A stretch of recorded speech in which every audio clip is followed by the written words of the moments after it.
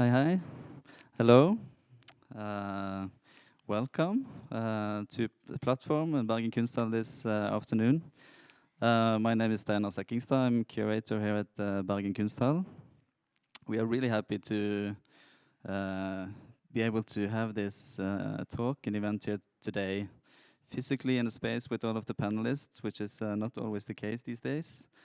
And always also with some audience in the space within our limited capacities.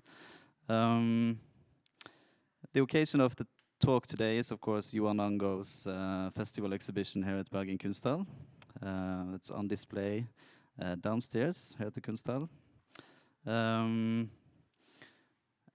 And the talk today is a conversation between Joar Nango and Huse and Mathias Danbolt, and moderated by Hanne Hammer Stien.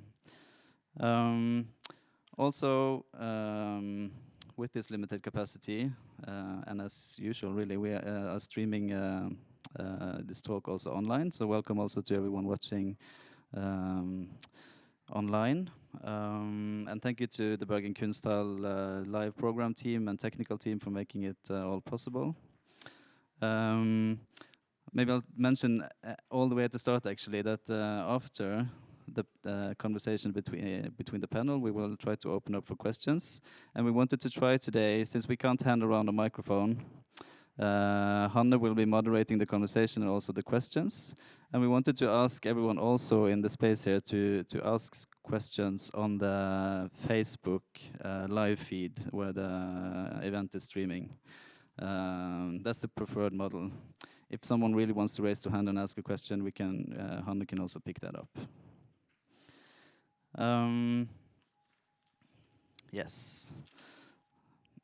One of the characteristics of Joar Nango's exhibition here at the Kunsthall, and also in his practice as a whole, is the way in which he collaborates with a broad network of practitioners, not only artists, but other craftspeople, academic researchers, performers, and others. And in many cases, he starts out with the conversations and research into various areas that he is interested in, which then informs his artistic practice and often ends up sort of materialized in the exhibitions or projects that he does, which is also the case here in the exhibition in many cases.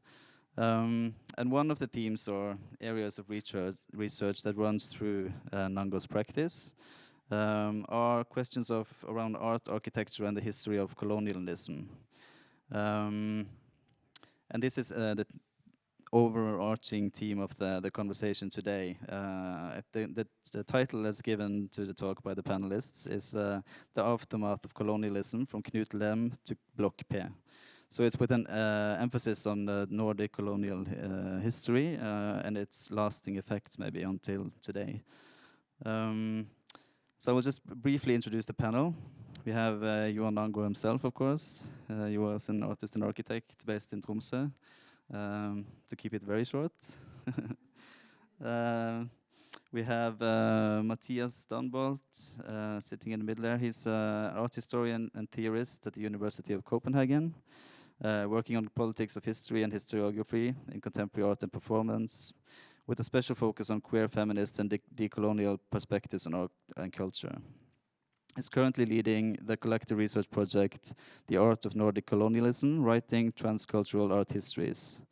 And Mathias is also one of Joar's sort of collaborators and conversations partners, also leading up to this exhibition. And he has written a new essay, which will be published in a book later, and which is also actually included in the exhibition itself. So we're very happy to have Mathias with us today. And Huse is associate professor at the Department of Archaeology, History, Religious Science and Theology at the Arctic University of Tromsø.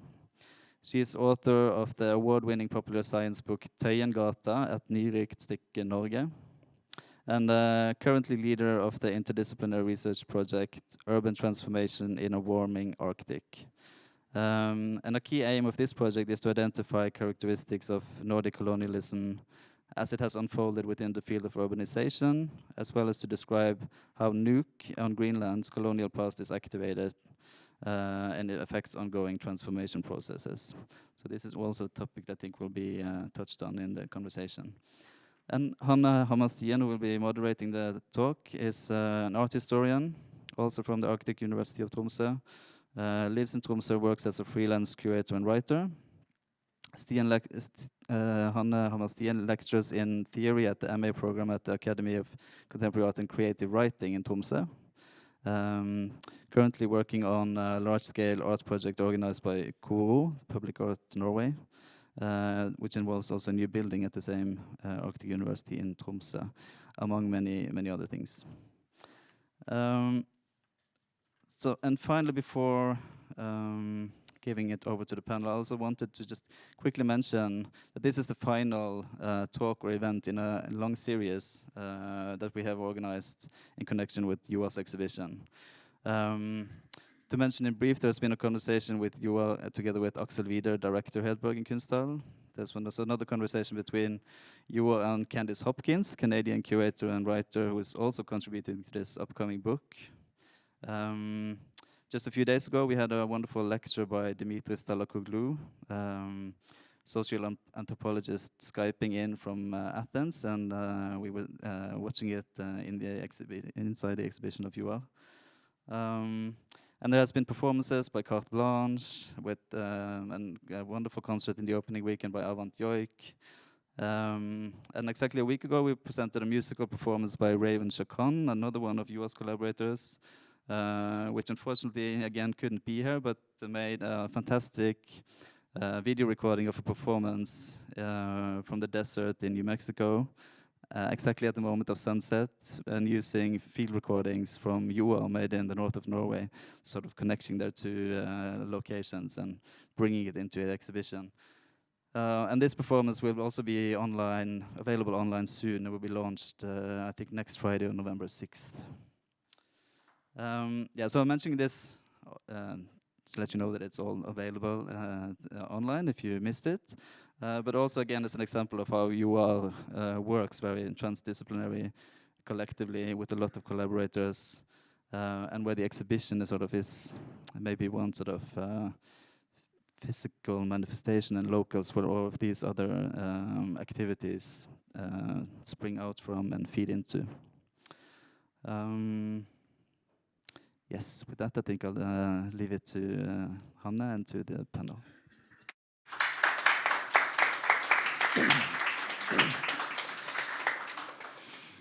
Thank you.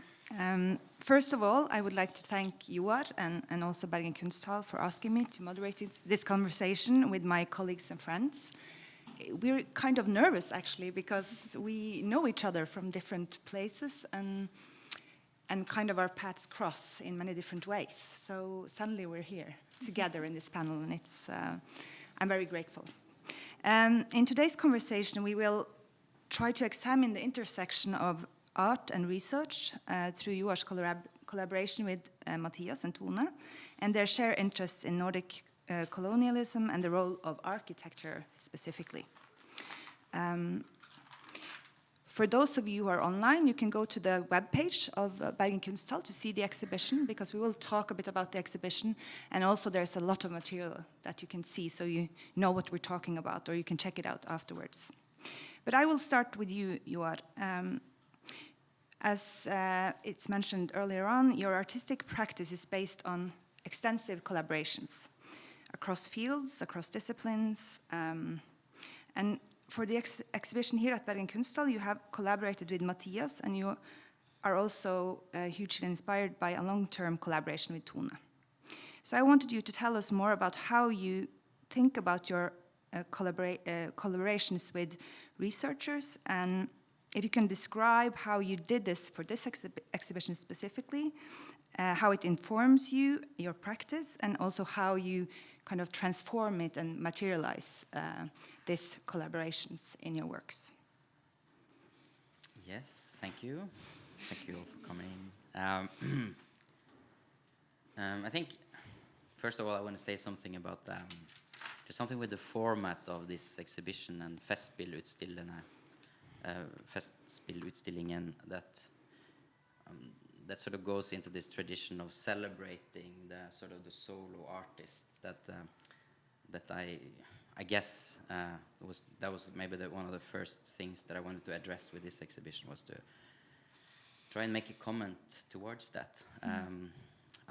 For me, working collectively is a very natural thing. It's something that for me is more interesting.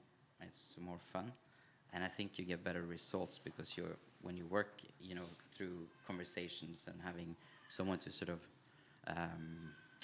spar with, you will maybe easier see some flaws or some weaknesses in your own narratives, for example. So it's something that for me is a purely positive format for working creatively.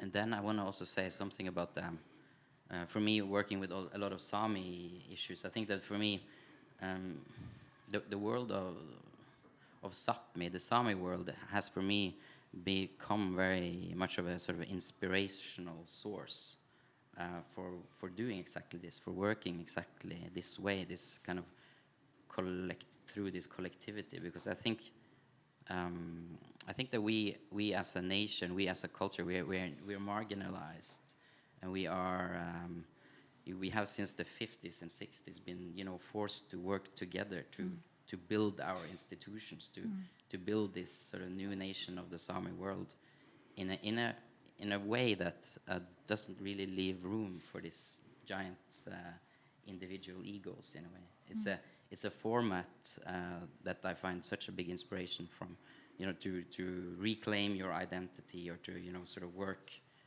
consciously with these type of topics is something that I find such a big inspiration from in the Sami world. So for me, the collectivity is like it's something that I find as a format, but also something that I find inspiration from personally through my roots in the Sami culture and through those sort of cultural formats. But then when it comes to these two guys, they're researchers, and it feels kind of cool to sit here with maybe my two smartest friends, people I really admire, and that I have really inspirational conversations with. I first started including Tone in sort of project-based conversations in 2015 or 2016. And that was based on conversation we've had on Greenland, because we've both been to Greenland, to Nuuk, and personally I went there 2009 the first time. Had been doing a lot of research on Sami architecture, and I was interested in how colonization and architecture work together, and I was looking a lot at this landscape of the built landscape in Sápmi first. And I thought it would be interesting to do some kind of comparative studies. And Greenland, of course, is like a neighboring kind of culture and people colonized by the Danes. So I thought I got some grants. I applied for some travel grants, and I got that. And then I went to Nuuk to look at the Greenlandic architecture, the Inuit architecture. What's that? And I had an amazing experience. I've been back there 4 or 5 times. I met a lot of architects and artists, and I had really interesting discussions about these type of topics. But one of the first sort of things that I discovered when I came there was this gigantic building block called Block P in the middle of the center of Nuuk, which is a part of the Danish G50 and G60 politics, where the Danes were forcefully removing people from the small coastal settlements and dropping them into this one huge building block in the middle of the city center as a part of the modernization program of the Greenlandic people. And it was a really interesting experience for me to see this contrasts that existed between the Danish idea about architecture and the traditional architecture of the Greenlanders along the coast. So starting there with that experience, having conversation with Tone, who's been doing a lot of research on this particular history, and she's involved in a large project which you can talk a bit more about yourself. Yeah, that's sort of where it started. And there's a text produced for the Girjegumpi, the Sami Architecture Library downstairs by Tone, about this issue. And also some sculptural project that sort of span from that. But you can have a look in the exhibition downstairs about that. I feel like I'm taking a really long time. No, that's fine. I think you can say something also about the Mathias part in the exhibition. And then, and then Mathias, who is art historian who have been involved with writing and producing art language, art critique, art history concerning colonial issues for a long time. And he's been doing a lot of interesting works on the Sami culture and the Sami art, which I'm very grateful for in a way. And not so long ago, a year ago or something, Mathias told me about these amazing images that he had found in the Royal Library in Copenhagen, which is unseen before. They are the colored sort of prototyped images from Knut Leem's book from 1769, En beskrivelse over Finnmarkens lapper. And Mathias will for sure tell us a little bit more about that.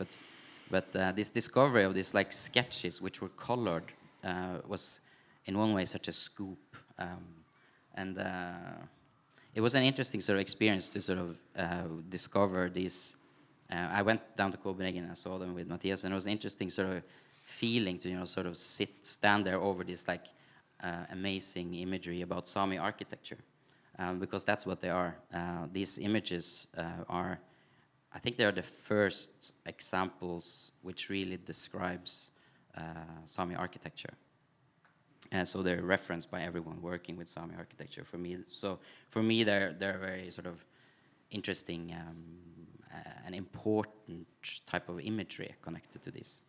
And then we had these colored prototypes, and they had never been published. And I felt what probably a lot of artists and maybe also researchers feel, this like urge to be the first to take this amazing imagery and put them out there and sort of deliver them to the world and be the one that discovered them. And in one way, maybe we did that, but I wanted to. But I wanted to also somehow make some kind of a communal and some kind of a. I wanted to take those images and make them Sami. I wanted to make them ours, and how we did that you can also see downstairs, because we started the process together with a Sami crafts lady, a Joar named Katarina Spikskum, and we took those images, printed them on large fabrics, and then we sewed what's called a rakas. It's like a small, intimate inner tent that's used in the traditional lavvo structures. And by doing that, by taking that imagery and embedding them in a sort of very sort of pragmatic, everyday kind of object, something very Sami. The rakas is a very Sami thing for me. It's the most intimate type of architecture. I think at least we made an attempt to take those images and make them Sami before someone else took them and made them into, I don't know, something purely historical, Western, academic, two-dimensional. Yeah.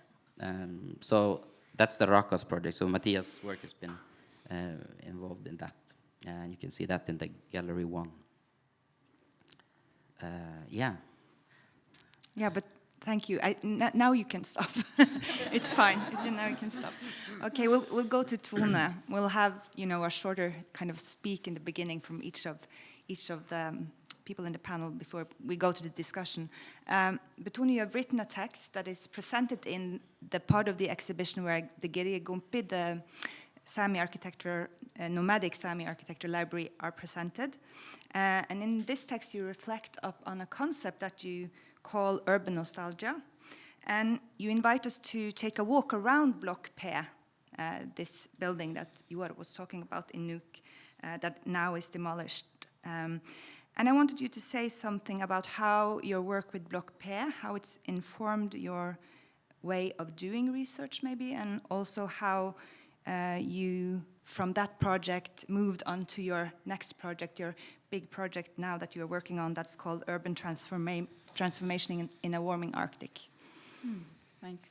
I think I just want to start by saying thank you to Joar for being that conversation partner that you've been over the years. And I think maybe I sort of started out thinking more about you as an architect, and then later on also an artist. And I think it's like such a privilege for me, who's a writer, and I'm used to expressing myself in these like white pages with black letters. It's quite a boring aesthetical format to be sort of included downstairs in that sort of beautiful exhibition of yours. So I think that's a privilege to be in that and to be here with all of you. About Blok P, I think like my interest in Blok P started out when I was invited by two architects who are based in Tromsø and who had been commissioned to make a new city plan for Nuuk by the municipality, and they were making this plan, and they had some questions around the sort of the social inclusiveness of what they were designing and making, and they wanted my input on that because I'd been working on social marginalization and urban politics.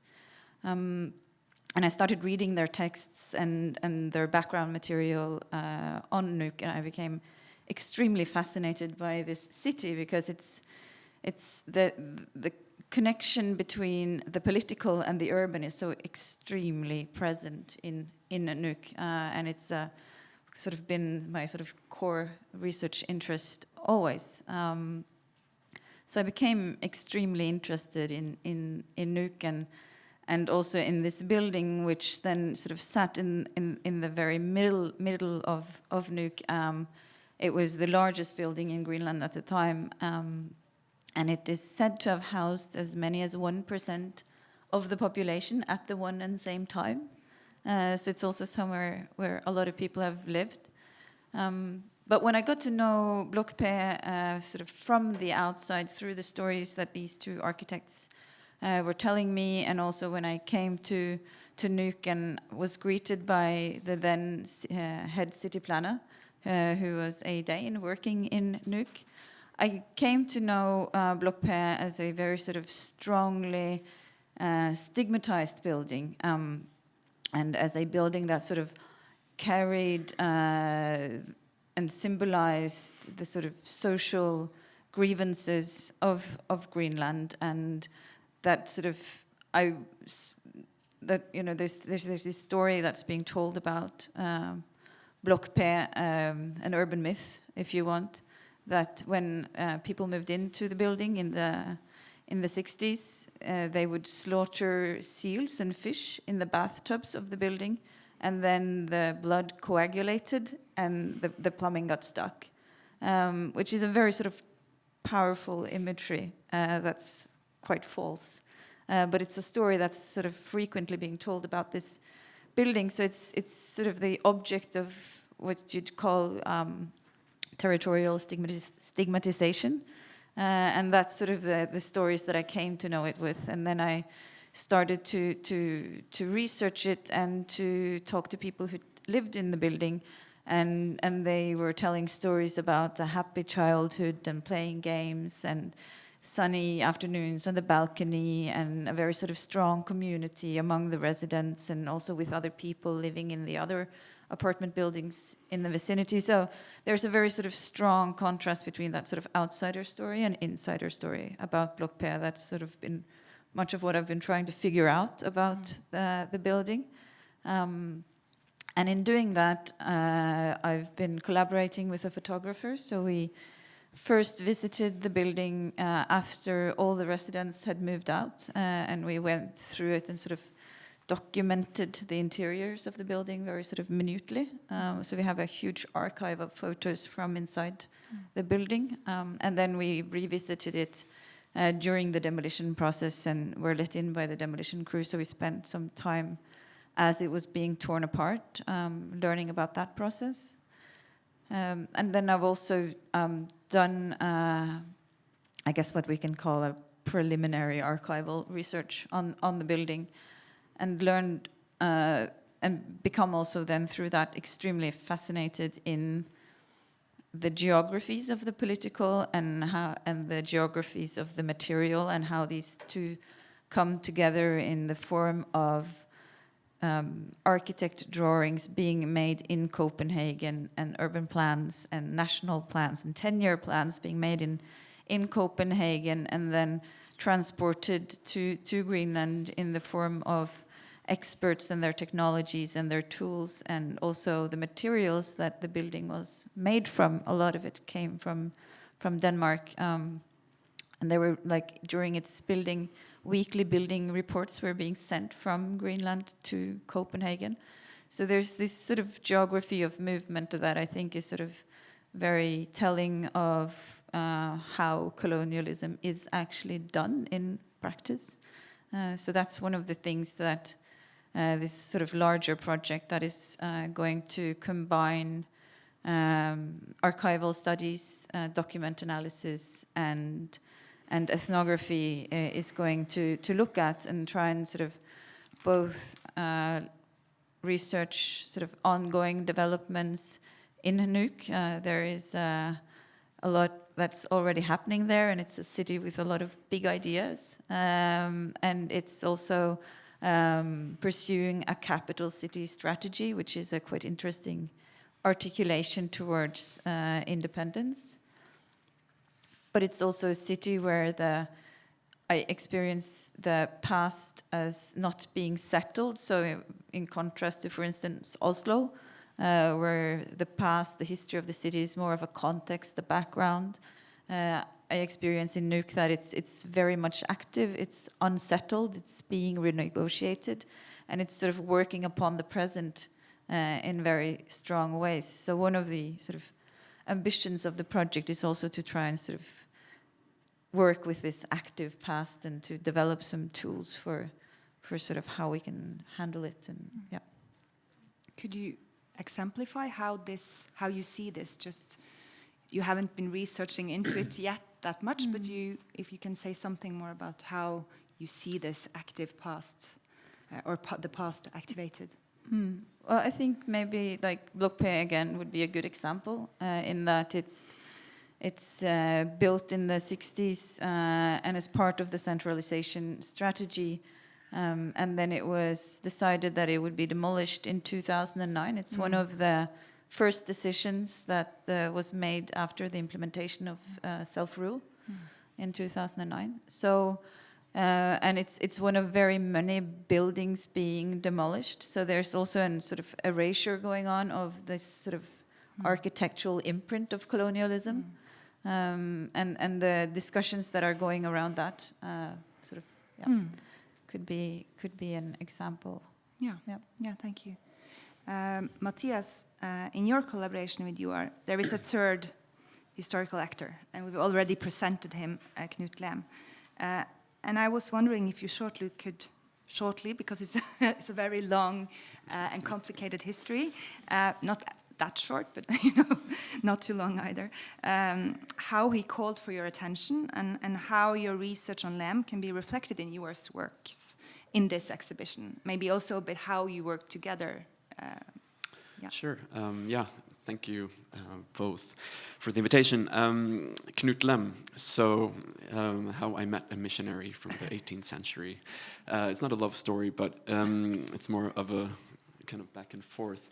But so my work for the last quite few years have been engaging with the intersection of art history and colonial history from like in a Nordic context. And I think contemporary artists have been the ones who really pushed forward that debate much more than art historians. So with the discipline of art history has been quite slow, I think, to even engage with questions of colonialism in a Nordic context. Of course, there have been important work done for instance, in Tromsø, about Sami art history that has had, of course, it's not to say that it hasn't been any work done, but artists have really been kind of at the forefront. And that was kind of got me into working with Nordic colonialism, particularly for quite a few years, specifically with the Caribbean, Denmark-Norway's engagement in the transatlantic enslavement trade, and how artists were part of those projects. So I've been interested in how artists historically, and how art and visual culture has been part of making colonialism possible, from working like with mapping, like maps as a visual strategy of conquest, to different forms of documentation, romanticization of colonialism. So I've been working a lot with the Caribbeans.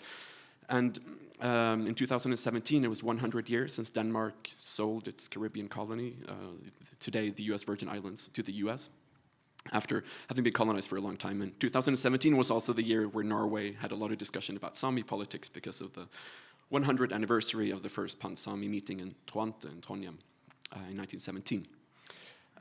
Me being from Bergen, living in Copenhagen for about 15 years, I was struck by a lot of attention to the Caribbeans in Denmark and a lot of discussion about Sami in Norway, and those two histories never met, even though those histories are combined in so many ways. Right now, you know, the NRK had a program the other day about Norway's involvement in the transatlantic enslavement trade. Things are happening. But in Denmark, there's been like literally no interest in Sami history or politics at all. It is as that has become a Danish, or like a Norwegian problem and a Norwegian history. So I was interested in trying to find out, well, but of course the colonization of Sápmi started in well, it was a long process. You can't pinpoint it like in the Caribbean, like 1672, but in the 17th and 18th century. But in the Ethnographic Museum in Copenhagen, there is this small corner in the Ethnographic Arctic collection where there are 4 Sami drums from the 17th century, and there are about 20 paintings that are like really, really weird, that are of Sami people. They look a bit like the first version of Disney Frozen before they started collaborating with Sametinget and the Sami Council. So there are these really, really awkward, weird paintings. And so my first encounter was like, why? Like, what is this? They're not on show in the Colonial exhibition. They're just like in the corner of a room that is mainly used for the now director of the museum's own collection as an explorer researcher in the Siberia. So they're kind of just like a visual backdrop to this male hero story. So I've been wondering like what's up with these images, and you can just see the only caption is that they're made by Johannes Rasch and Hans Henrik Egberg, these 2 Danish court painters who got a commission in 1749 to paint 35 images of Sápmi. So my question was, how I met Leem, was really seeing these paintings, thinking, what's going on? Why are they here? Why is the Danish King Frederick V interested in commissioning 35 paintings of Sápmi in 1749? And then trying to research, and nobody has really written about those paintings.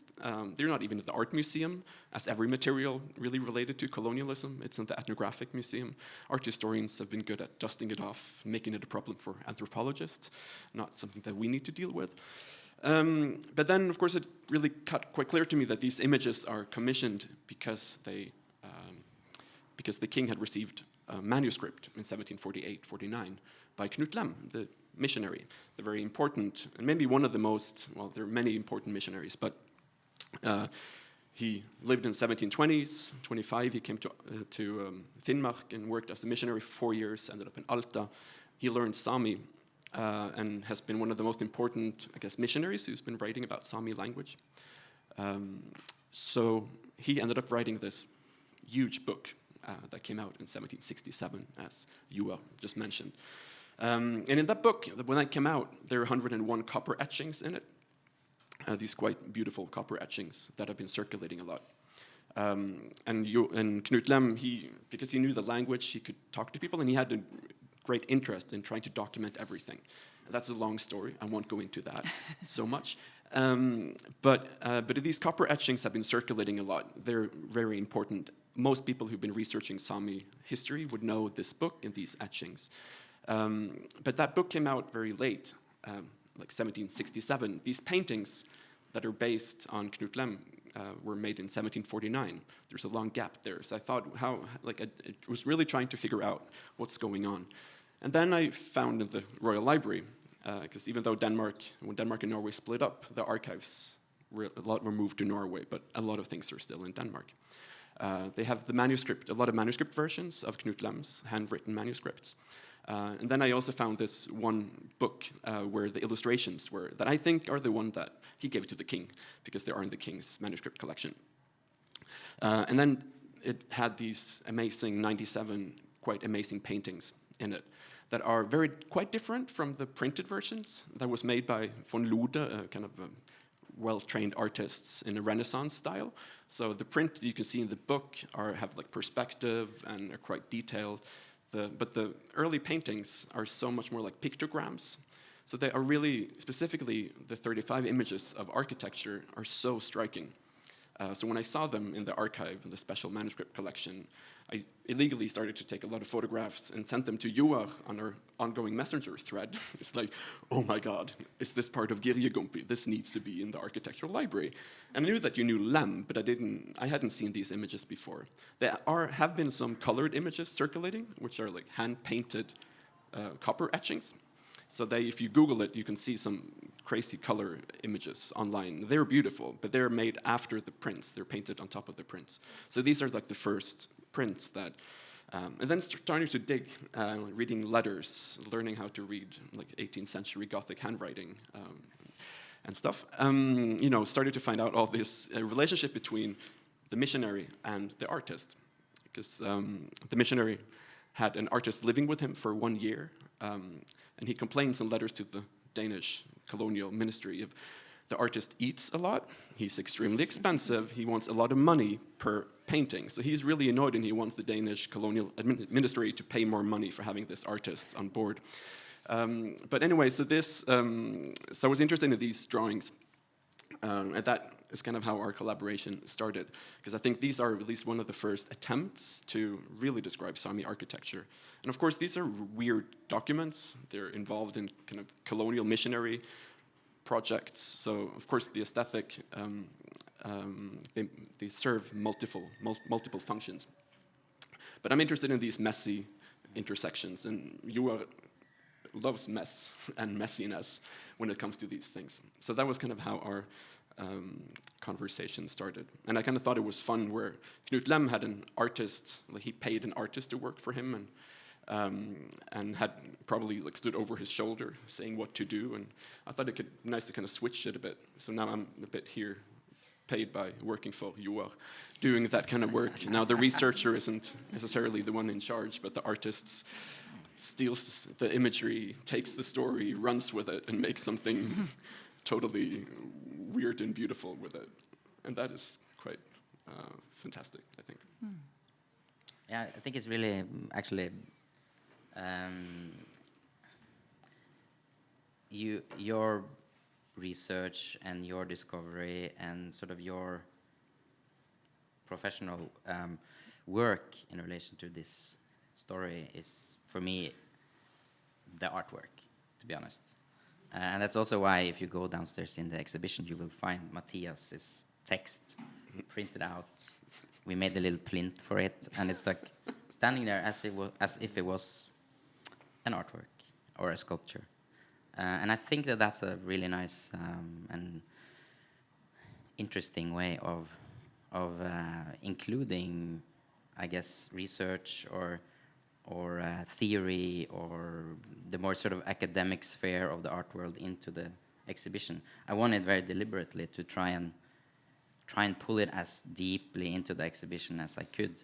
I think a lot of artists, or I've also done that, maybe referencing theory, or you take the theory and you make it your own, you twist the words and you mold it in your personal image. But in this way, it felt a bit sort of perverted to do that. So I think it's really, I think it works really nice with that text. I think about it as like a sculpture. And I also actually at one point thought of embroidering the text into the rakas. But very fast I realized that was maybe a little bit too much work. But it's interesting to lift your text production and your research into the art world of commodities in a way. At least try to. And I think we should work more on that. It's like art you wrote. So Mathias, as Steinar said in the intro, Mathias has written a really extensive text about this story, and it will be published in a book that we are making connected to the exhibition.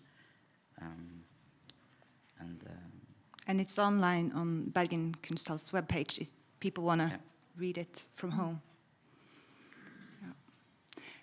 I'm wondering about the concept of Nordic colonialism. It's been very important for you, Mathias, to combine the histories or the colonial histories of the Nordic countries instead of looking at them from, separately. So I was wondering about that. And also, Tone, you are also using that word. And also, Mathias, you are dealing or trying to use that word more extensively as I understand it. So I just wanted if you could reflect upon that or say something about the importance of doing that or using that word. You want to start?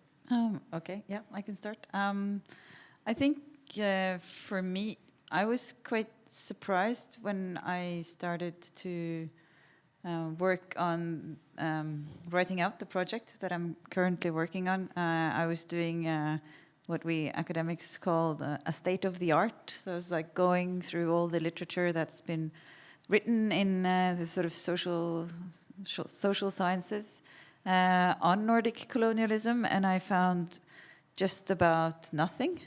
So the term appears in a former research project that had its home in Tromsø, I think. It appears in considerations of how we, in more sort of contemporary times, have adopted some of the stereotypes of the Orient, so towards immigrants from sort of the global South, but to a very little extent do we explore ourselves as a former colonial power on our own territory, as is the case in Norway. And we don't see ourselves as being post-colonial in Norway. And also the same goes for sort of the understanding of what was of Greenland, that there is a sort of specificity to the Nordic colonialism, which is also something that I've encountered whilst doing fieldwork and sort of with people from Nuuk being sort of correcting and sort of trying to specify the type of colonialism experienced, because the canonical works on colonialism don't really fit for what's been going on in the Nordic countries either. So we need actually to develop our own concepts and knowledge, as well as a much stronger empirical base, the knowledge of what has actually happened. We also need other concepts to describe it than exists already in the academic literature. So I hope that the project that we're about to do now will contribute to that. It'll only be like a small piece, and we need a lot of pieces, but yeah. Well, yeah, so my research project that I'm leading is called The Art of Nordic Colonialism, which of course is a play and part of the aesthetic, but also trying to ask into some of the things that you mentioned, Tone, the specificities perhaps of colonial practices in the Nordic. And of course the concept of the Nordic can itself be seen to be kind of colonial, at least in a Greenlandic context.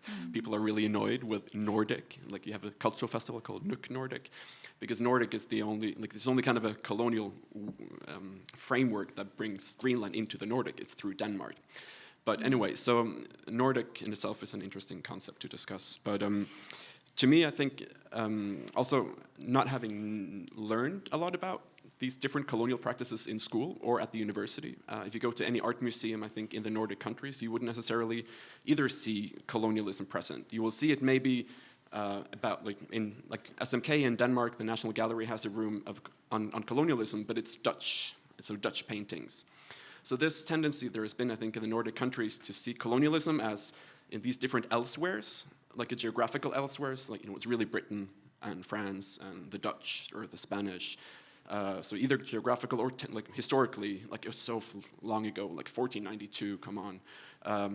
And then disciplinary elsewheres, not in art history. There is someone else who needs to deal with it. So I've been interested in trying to then think, but okay, so what actually happened? So I guess my first, as with many of us, we need to first unlearn all the things we first learned to try to see these other histories. So just, just these factual things. I still, when I teach both schools and university, so many people don't know even just like these basic facts that like Denmark, Norway had colonies, like first in India from 1620s and Africa on the Gold Coast from 1650s, and then St. Thomas, 1672, Bots and Croix, 1733, and Greenland, 1721. Like, you can just these dates, which is very kind of factual. There's a lot of lacking knowledge there, and it's often about scale too. But it was just like 3 islands. It wasn't, So you hear all of these, and the questions of scale and the questions of comparison, I think, has made the Nordic countries easier to look upon as innocent, or we have that idea of kind of a white innocence, to use Gloria Becker's term, that I think has been very influential. So using the term Nordic colonialism, I think, is interesting because people don't really know what it is. So people ask questions. Oh, I didn't know. So then it starts a conversation. But I also think, as Tone said, that it's really important that there are it's central to try to think these different concepts and categories. So even like the definition of colonialism is interesting. Often colonialism needs to have like a saltwater test if something is really a colony that is a long distance from the mother country. And you see that why in even the latest huge book that came in Denmark, 5 volumes of Danish colonialism, Sápmi is not part of it. It is mentioned in the foreword of the book that the inner colonization of Finnmark doesn't fit the definition, so it isn't mentioned at all. Because the definition is engaged with these far distance, and it isn't salt water between Sápmi and Denmark. Actually, it is a tiny bit, maybe, but anyway. So these, and the whole idea of inner colonialism, that has been a very kind of strong figure to understand Sápmi. That is kind of the same, it's kind of the same country. It implies that Sápmi has always been part of the kingdom, or that has always been part of Denmark, Norway, or Sweden, which it hasn't. So a lot of my article deals really with the border setting in 1751 between today's Norway and Sweden, and these long negotiations of getting the land. But because of these definitions of colonialism, Sápmi, for instance, has disappeared from a lot of stories and centers. In Greenland still, or in Denmark, they debate whether Greenland is really a colony. It's still a newspaper debate.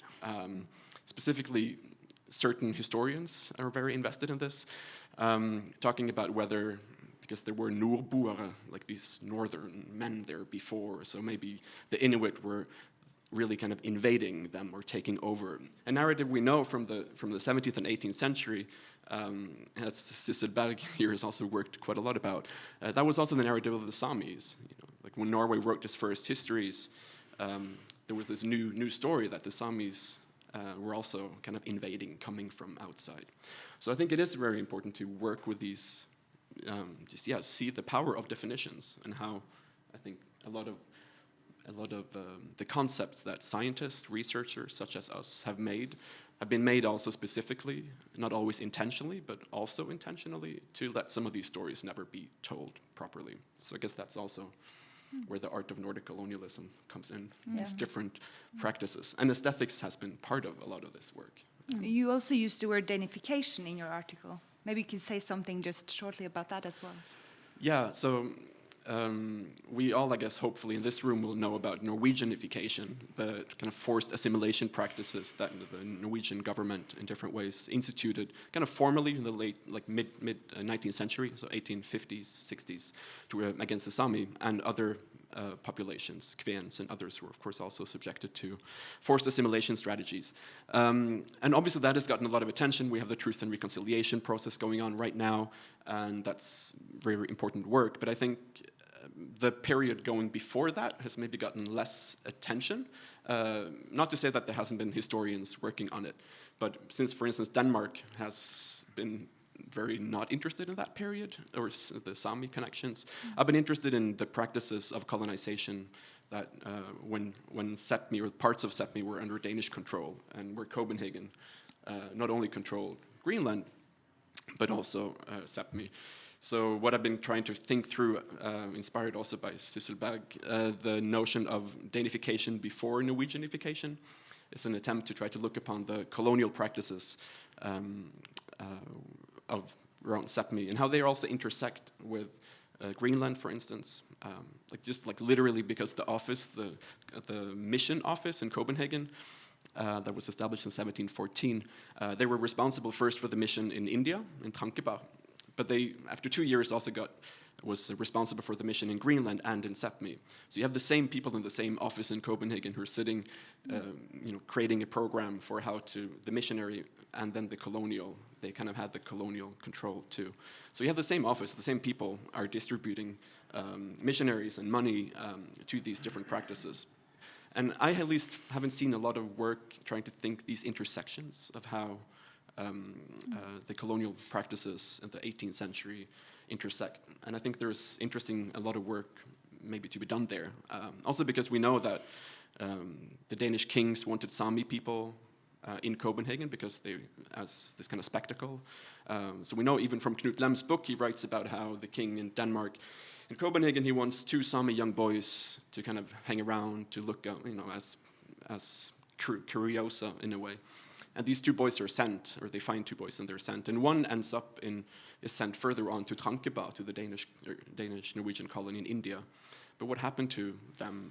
So there are a circulation of bodies, not only through enslavement, but also through enslavement, that things are circulating between these processes. And I think there are a lot of questions there worth pursuing. Do you have anything to kind of add? I think it's so important to raise awareness about these issues of colonization in Nordic countries, but also, like Tone, you were mentioning, to somehow find our own way into it, find our own definitions, and maybe even we should invent our own word for it. And I think, especially speaking as a Sami artist, I think we're connected to this like global indigenous art movement happening everywhere, and I think there's a real danger in adapting sort of concepts from especially North America too easily, because there's different historical narratives, and there's completely unique histories that we need to sort of take on their own and respect. So that's really important. And thinking about that, in North America they have a concept or a definition of sort of a player in the game of colonialism called the settler. And there's a whole sort of theory right now being built up around this, like the settler identity, and sort of people are embodying themselves and personalizing the concept of settlers. They're introducing themselves as settlers. Hello, my name is John. I'm a settler. Like people our age. And I think that's interesting because we don't have that here in the Nordic countries, and I don't think we ever will get that. And I'm not sure if we really need that either. But thinking about that, I think it is quite interesting to work with formats like this, where Tone and Mathias, as researchers, are non-indigenous people working with indigenous topics, issues, in collaboration with indigenous people, like in this case, me a bit. And I think that kind of collectivity, that sort of meeting of positions, meetings of different sort of perspectives, is in itself maybe something different that needs another word than decolonization. Maybe we should sort of leave that behind and find something that's a little bit more sort of freed from those harsh dichotomies, the settler or the non-settler. To join the forces, but I was also thinking about getting back to the question of how can collaborative practices where art and research come together, how can that, how do you see the role of yourself, for example, Mathias or Tone, like how can you, and you are as well, how do we do this and how can we be better at this, and also the problems of the indigenous and the non-indigenous working together, if you have reflections on that. Should I start again? Yes, I have. I reflect a lot upon that nowadays, and I don't think I have any sort of slogan answers to that question. I think coming back to what you were just saying about sort of creating an own language. You can connect that to also creating new forms for collaborating and for doing academic practice and being in the field. It's traditionally social scientists working in the Arctic have been very sort of extractive and transactional in their research practice, and in a way, like what Mathias is describing when he's in the archives and he's finding all this stuff and it gets like, I want it all, You get this sort of data greed when you're in the field. You want as many stories as, as thick field notebooks you can get. It's sort of like a very sort of, it sort of triggers that sort of hoarding impulse in the human being, I think, to be doing field work and to sort of counteract that impulse and to start out by sort of establishing collaborations with people that sort of live the field that you are researching when you're coming in from the outside. I think it's a very important starting point, and maybe to be willing to leave sort of your own ideas of what an interesting problem or topic is behind in order to incorporate others. I think that could also be sort of a way of working, and to me I think it's like again very sort of inspiring, and it opens up a lot to work with Joar, also because he has a much more open practice. There's so many less, like there's no rules in art compared to academic practice. So to be sort of let out of that sort of very stringent space that I normally work in, and adhere to in order to sort of play around in a way, I find that enriches the research practice. So that's something that I want to explore more, and which I am going to explore together with you, Hanne, and Joar, and hopefully also Mathias in the future. So I think to sort of I think it's in a way the sort of the social science research on the Arctic in later years. It's been sort of it's proliferated. It's been 10-15 years with like this huge renewed interest in the Arctic, much due to climate change and how this is seen to be affecting both how one can do natural resource extraction in the Arctic and also the geopolitics of the Arctic. And so there's been like this race of new research towards the Arctic, a lot of new PhDs and research positions and chairs and all that going into this, and that are very much sort of talking to sort of Arctic futures and who is going to define those Arctic futures. And that research has been criticized for quite some time now for sort of treating the Arctic as a space of sort of no culture, no people, that it's just like this like territory in a sense that's going to be played around with. But what I find is also quite interesting now is that this narrative of the Arctic is also being critiqued.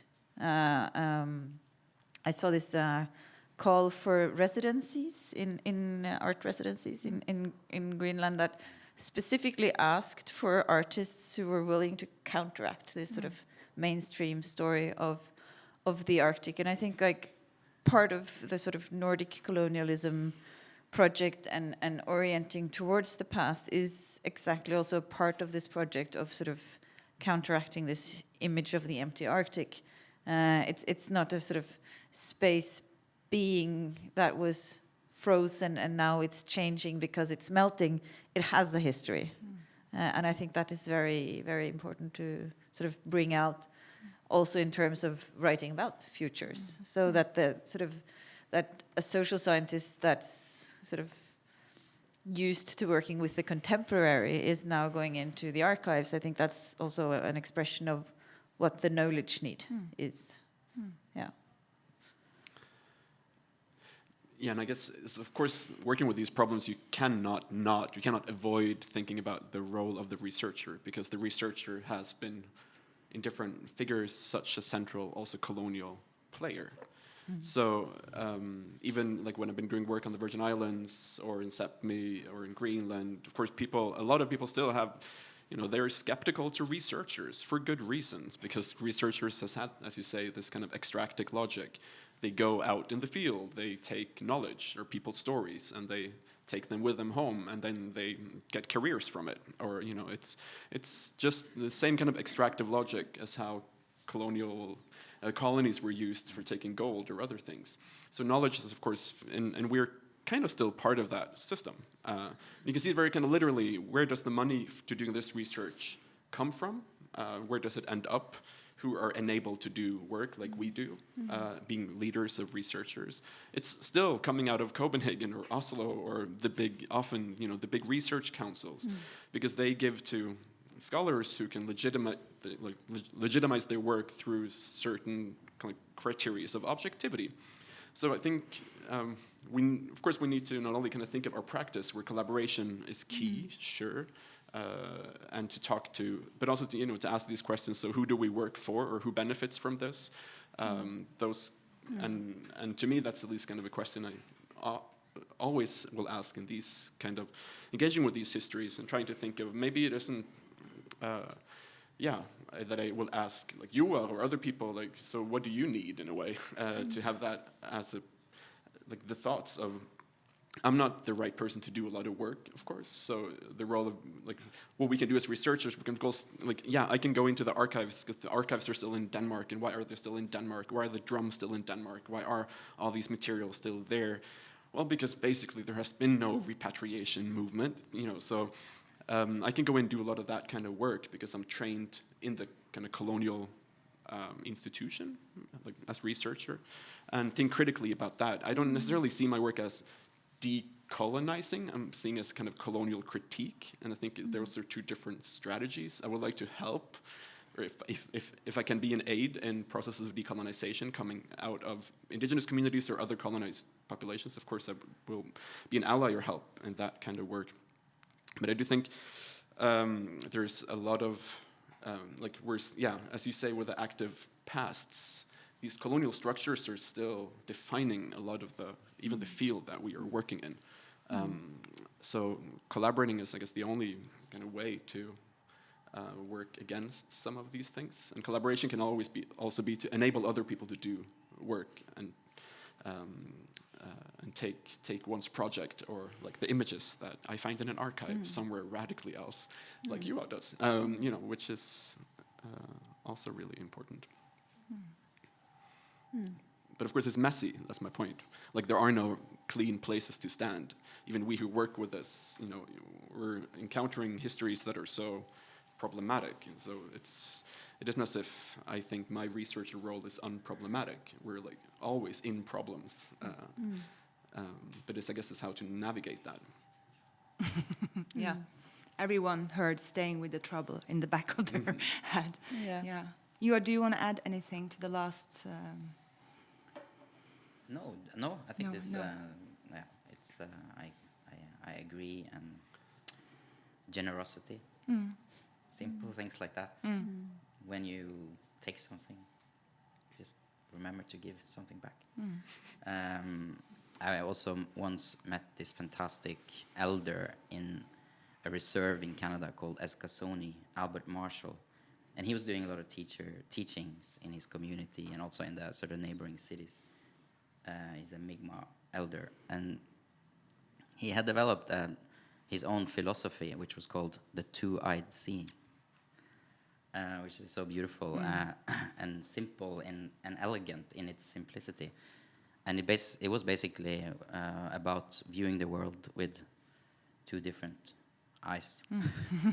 One which was embodying the sort of modern Western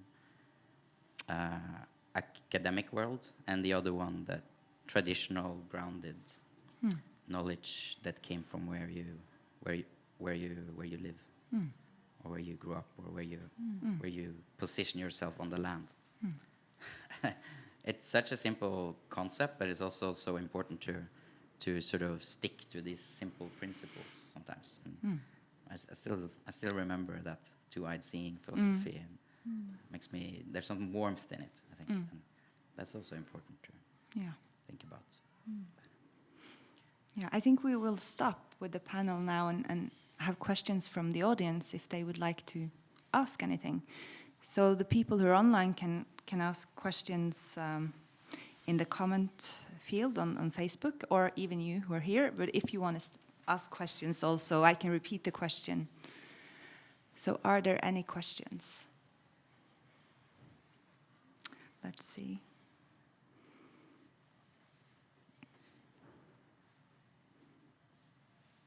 Or do you have questions to each other that haven't been answered? I think there's something with architecture. Yeah. And the role of architecture in colonialism that I'm very interested in, and we have talked about. And I would like to, since we have you guys here, to sort of just, in a very simple way, ask for some reflections on the connection between architecture as a subject and the Nordic colonialism we're talking about.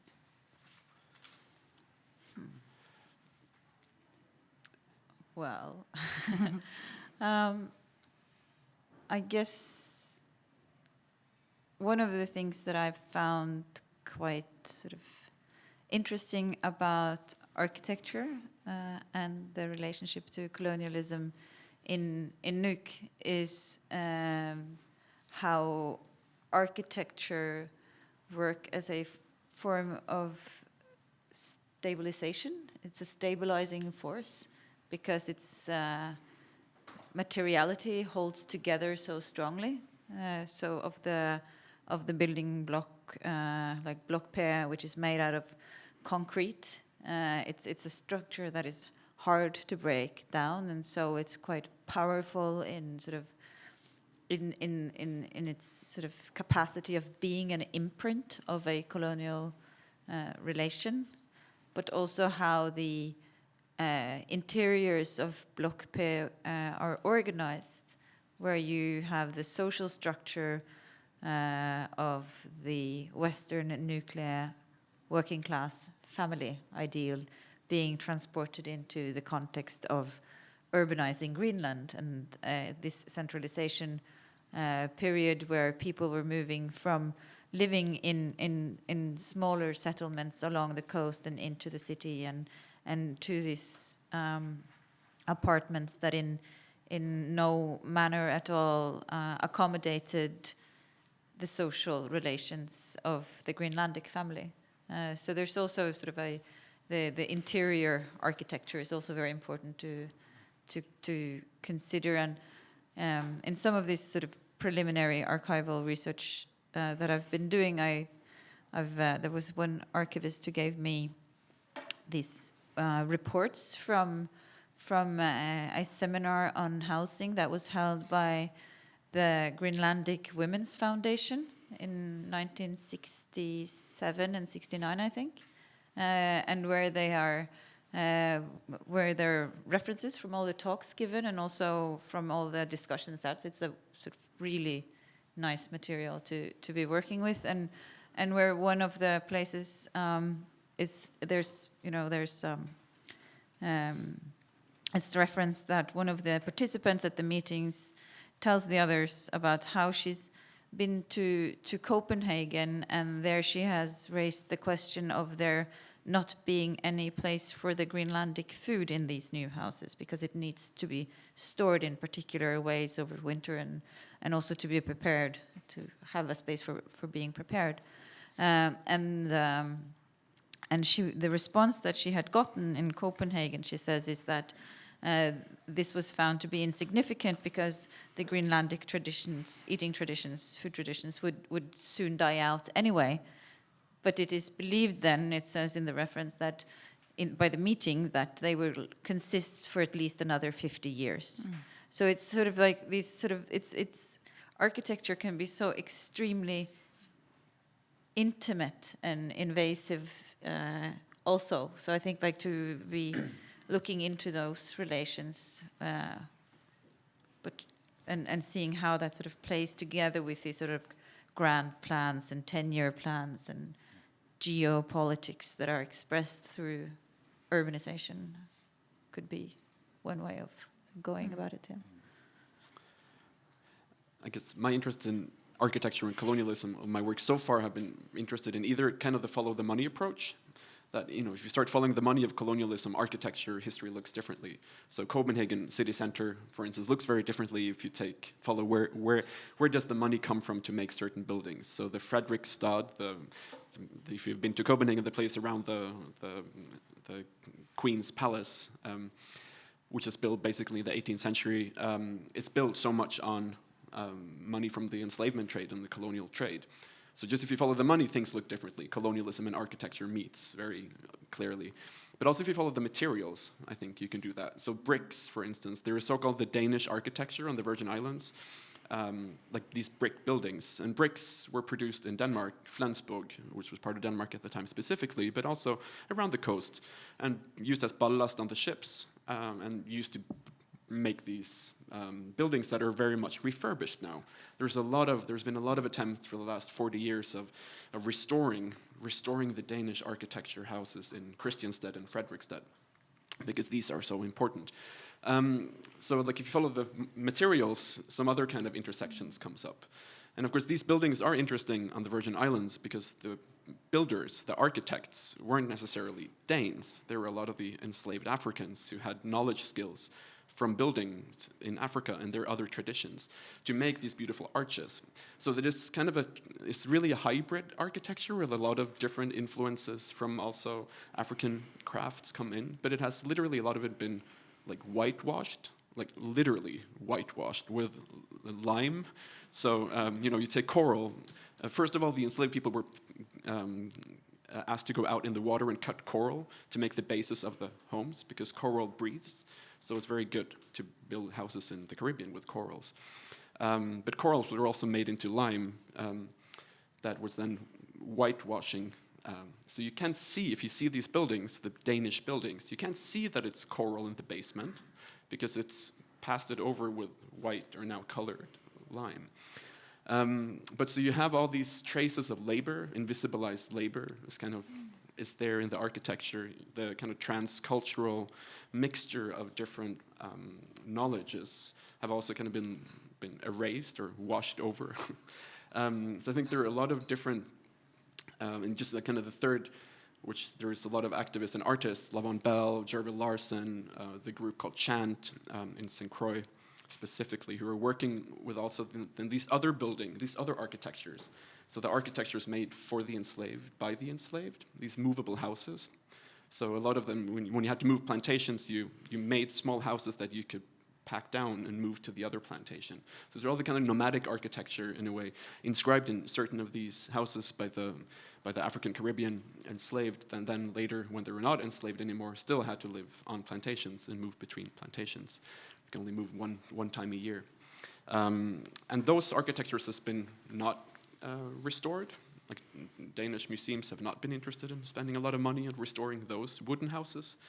But there are a lot of art groups, like activist groups in the Virgin Islands, for instance, who works with that, kind of the black vernacular architecture. So there are a lot of different, I think, stories where architecture and colonialism meets, both on the economic, material, and kind of aesthetic. And that is interesting to think through with the Sami Architectural Library as well. But also maybe you could say something thing about how you see your work with architecture, because it's always there. I mean, in Skeivar and all these, yeah. Yeah, no, yeah. I think there would be 1,000 answers to that, but I think one, and maybe the most sort of overarching and important one, is that maybe colonialism, or the perspective, or the sort of theorizing discussion around colonialism, could bring something to architecture. Because I think that architecture as a field lacks a lot of, it lacks critical forum for discussing itself.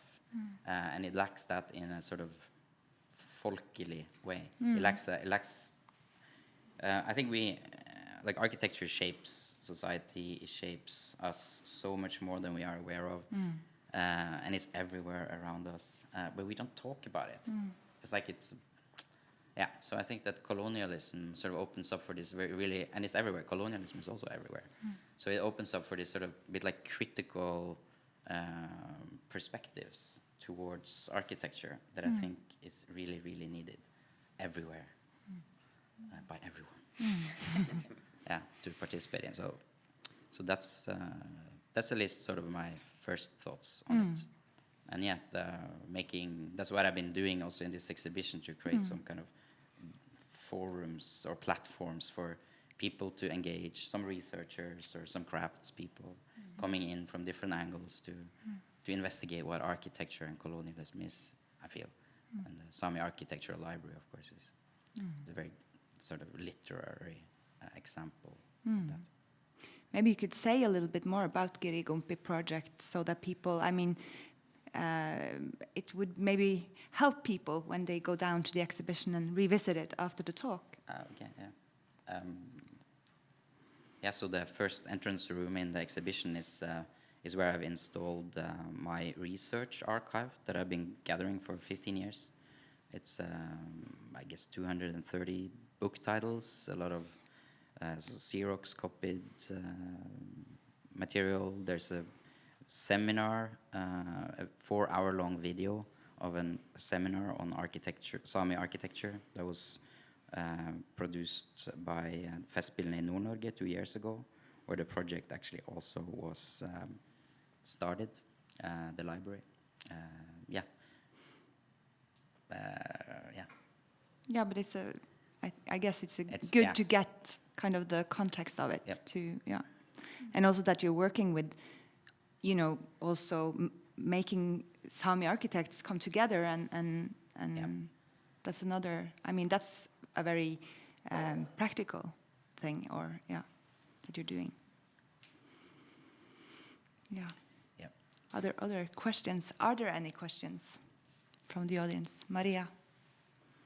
I have just a question on kind of a different direction maybe, but I just want to know if you ever reflected on the kind of the geographical context of this exhibition, being here in Bergen, being a city with a very long colonial history, kind of, and also Festspillene being a very kind of power-infused platform, and how that this context of Bergen being here, the audience in Bergen, and yeah, and kind of the whole context of Festspillene, is that how you reflected on how that kind of affected presentation and the curating of the exhibition, and how you present these reflections that you've been talking about today? Would it be different if it was in Photoshop, for instance? So we have to repeat Maria's question. Do you want to do that yourself, or before you answer, I mean? Or should I do it? Maybe you can do it. Yeah. So Maria is asking about the presentation of this exhibition in Bergen, in a very a city with a long colonial history. How does that inform the exhibition, or how you ended up presenting the exhibition, and how it's been maybe also how with the relationship with the people of Bergen, and also Festspillene being an institution in Norway and in Bergen that is, yeah, having a lot of power in a specific way. Yeah. Yeah, it was also interesting to actually hear some of the curators also have some thoughts on that. But from my perspective, as I sort of tried in my little messy introduction to explain is like this. There's something about the sort of there's something about the hierarchy that these institutions embody that I'm very deliberately in some projects, including this, trying to mess around with, maybe, challenge. There's this, for example, the concept of canonizing and monumentalizing art. I think that the exhibition here is a very deliberate attempt to try and through that format of collectivity, collaboration, to try and sort of distort that idea of the Western canonizing form of canonizing artists. So that's one answer. I think also very often when I do projects, I do more sort of site-specific productions. Coming to Bergen, it feels like this exhibition isn't sort of dealing with the space and the place in the way that I most often work. It's a bit more like I'm sort of framed by the institution and the embrace of the art gallery, and I work within that without sort of stepping so deeply into the context that I'm in, which is Bergen. So in one way, I've tried to maybe not think too much about it. But yeah. It also seems like a retrospective exhibition for me, a very almost museal exhibition, showing your practice from the beginning on, and so it's also a very documentary exhibition as I see it. Yeah, I included like 6 different projects that I'm doing. Most of them are collaborative by nature, and I kind of what I wanted to do was to make a festival. Like the opening was supposed to be a festival where everyone were like infecting each other with positive ideas and creative work. So a bit like we did in Harstad. But obviously since March that idea had to sort of take new forms and find a new way of landing. And so a lot of digital sort of replacements for things. And yeah. But I do think Maria has a point also that, of course, there are small elements that points to Bergen's different kind of colonial relationship to Sápmi. But of course it is, I should have written that article instead. But so I was also thinking about, Turmølle, we have Møhlepris back here. Turmølle wasn't only engaged in enslavement trade, but he was also having octroys or kind of monopoly on trade with Finnmark for quite some time in the 1680s, and were responsible for Altaelva, which of course has a very specific role in kind of Sami politics and history. So there are a lot of work. Of course, there has been done some work, but not necessarily in a colonial context, but on Finnmarkshandel, the trade with Finnmark, and Bergen's role, specifically in the 17th century, around that could have been elaborated. I promised to write about it in my article, but then do you still have some, like a short part? I do have, I guess, mentions, but so the only Bergen element in the show right now, like specifically, is the drum, the fake Sami drum at the Bergen University Art Museum. Because I did try to find like stuff from Bergen that we could work with in terms of Sami Bergen connections, and that drum from the University Museum is a Greenlandic drum made Sami after looking at a Knut Leem print. So Knut Leem comes in again, did at least end up in the show, and to point to some of these desires from also a university museum or a Bergen museum to have some Sami in their collection. So certain things are there, but. So the curator will also say something.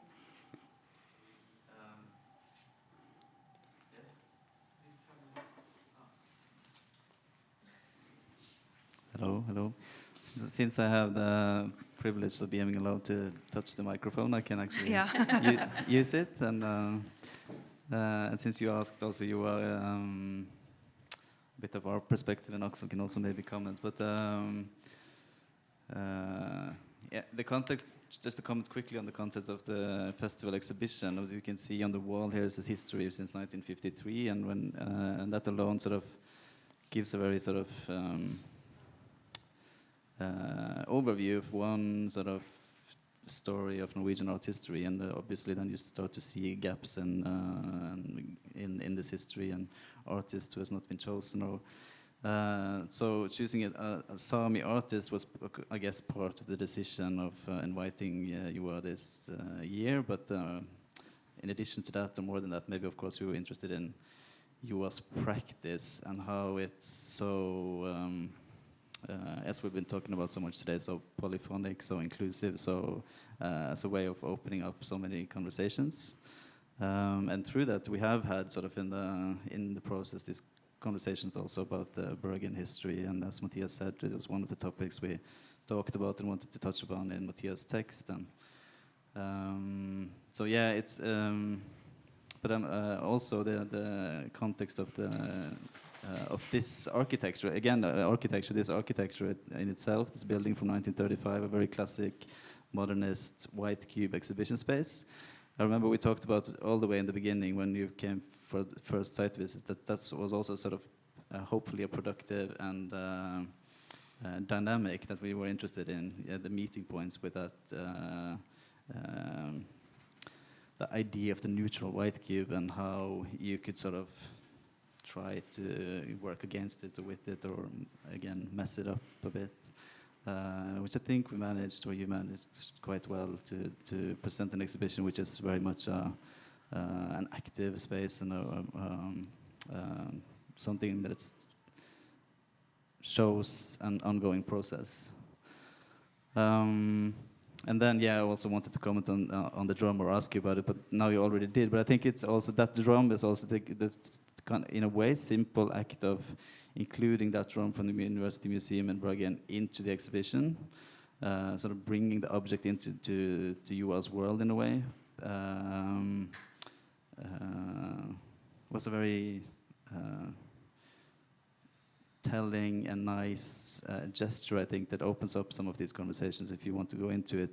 But the one thing I also wanted you to comment on is that there's also an exchange. There's another drum. And maybe you can talk a bit about that. Yeah, as a gesture of maybe a bit related to what we were talking about, generosity. They were really cool at the University Museum when we, because we discovered that drum a little bit late in the process, and we requested to borrow it and put it into the exhibition. It's in exhibition hall number 1 in the corner, and they were generous enough to say yes, even though if it was placed in an already existing exhibition at the University Museum.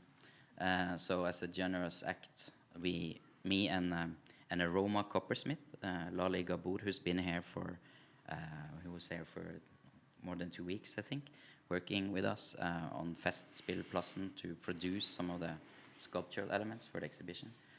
Me and him, we together made a Sami gypsy drum, and put that in the mounter up at the university, somehow creating another type of self-chosen hybridity and a drum object. So it's there if you want to see it at the University Museum. I haven't actually seen it, but you went there today. We went there today, yes. Yeah, it's worth seeing it, and it's a nice cafe. So if you want to have a coffee and look at the drum, it's beautiful. yeah. Just like in But we the door into the we have one more question from the audience, Vibeke. It's just a comment, because you talk about how it's connecting to a Sami exhibition with you and the collective people connect to Bergen. So I would say I would like that you had both in the exhibition as well, and it was soon, like they did, like the connection between the Nordlandsbåt and the old Sami techniques for sewing boats. So for me, it's a Touching. thing to come into the exhibition, because I can connect so much to the coastal culture and the way that we improvise with materials and everything. So, and also to see that it is not only not but it's some kind of big cultural exhibition from the zone of grounded Norwegian field, and it's not. It's more når du blander, altså mixed. Mixed. Mm. Yes. So for me, I can connect to the coastal Sami, connected to the Norwegian people. So it's a very grounded exhibition, and it's so many connections to Bergen from Tromsø and Lofoten and all the way down here. And you also have this Finnbrygga in Bergen, where they started the fish from the Sami people coming to Bergen. Another comment. One of the fishermen that Håkon found in the archive, it was he has been from Finland. He was rowing a boat to Bergen at least three times, traveling with his own fish. So I have just a comment. Yeah. Yeah, so people say that they see, they can also see a kind of beyond the Sami also, but also the northern Norwegian or the coastal culture, and a lot of different references, and also the references to Bergen, or the connection between North and Bergen. We have a last comment or question from Bodil. I'll try to be quick, but I think that what you touched so much about is kind of the connection between academic work and artistic work. And when we think about Sápmi in special, where does actually the kind of the pushing power, or the kind of pulling power of actually making that collaboration happen? Does it come mainly from artists, or does it come mainly from the academic institutions? How do those initiatives rise today, and what are the themes that people are approaching for tomorrow? And are those situated in questions that are actually based out of a Sápmi perspective? So the question is, the intersection between art and research. Where does the initiative come from, and who kind of decides the questions? Or, something like that. I think it is a really, really good, important question. And I think it's difficult to answer short and quickly, because I guess there's a tendency now that you often include artists in research projects, and of course we have new categories, so like artist-based research. We have PhDs. Artists can get PhDs. It's different in the Nordic countries, the parameters of it. But so of course there are ways in which artists are academicized, or so which can be good and have issues in terms of power. So I do think there's a lot of tokenism probably going on in academic projects who wants either an indigenous person or want an artist or something. So I do think at times there is maybe a risk that projects or questions are asked, and then an invitation is made to a Sami researcher or others, and not that, which is part of also the funding streams. Where does the money go, and where does it come from? But of course there are so many academic Sami communities, Sami Alloskola, and coming out of that, and other places where, of course, there are so many research projects that also have artists involved from the start. So I do think we have many different things happening at the same time. But it's... But it's very important to ask that question. I guess that's the main kind of answer, I guess, to the question. And also in a lot of projects, I think maybe from the academic side, you think, you can just have an artist. The artist, it looks like a simple practice, though it's so complicated. So to get enough money to do projects and to have enough time, that's I think it's really important if you want to have good projects. But I think it's getting there. But as you're saying, there are many different things going on at the same time. Do you have any last comment? We have to end now. So if there aren't any last comments or questions, we'll. Yeah. But that's going to be difficult as well. I'm just thinking about Norway as a country, like now not only the Nordic countries, but in comparison to like Denmark, for instance, the structure and the history of our place is sort of that I feel a little bit that we have had this like kind of colonization, not only to, you know, certain smaller or groups, but maybe in general in our history. Like set aside that we have massive distances between fjords. You know, you've had like ethnographs have been in like drawing my family, why I was so dark, you know, like why you had 4 corners in your head, and sort of pushed upon them as well something that was fitting with like becoming, you know, Christianity or you know, maybe robbing a little bit as well of a local culture that can be quite in comparison to something that is more obvious because it's two very different. The Sami and is so different. There are also these small little groups where I think architecture, for instance, you know, like, you know, has been so. So maybe I totally like agree on this. Like maybe not decolonization. Maybe we talk about, you know, if you make new words or because in Denmark it must be different. You know, it's a flat little country. It's been connected to the continent. They've had a completely different distances are, whereas we could hardly understand each other. Yeah, so it's like, I feel like this kind of process that have happened so obvious from, you know, countries and powers to a group of people or several group of people might have happened to all of us a little bit, in a way. Yeah, no. I don't need an answer. I just wanted to say that. Yeah. No, but of course, the question of power and how power has been spread out, and during the twin monarchies period, or when Denmark-Norway was one, of course, like some have argued that Norway was colonized by Denmark. I don't think that is a very good analysis of that relationships. But of course, that there were power dynamics between how when Copenhagen and the king was in Copenhagen and was in control also over Norway. Sure, I think questions of class and other things were distributed very differently. So of course, people have been treated horribly around Norway too in the past. And I think it's important, as we talked a bit about earlier, in terms of language, to find nuances, a nuanced way to address these different power structures. Some might be beneficial to talk of as colonial. Others might be more fruitful, perhaps, to understand them through other terms, through class or through other lenses, to see these differences, the hierarchies, who got a voice, who didn't. But you're totally right that, of course, this is complex.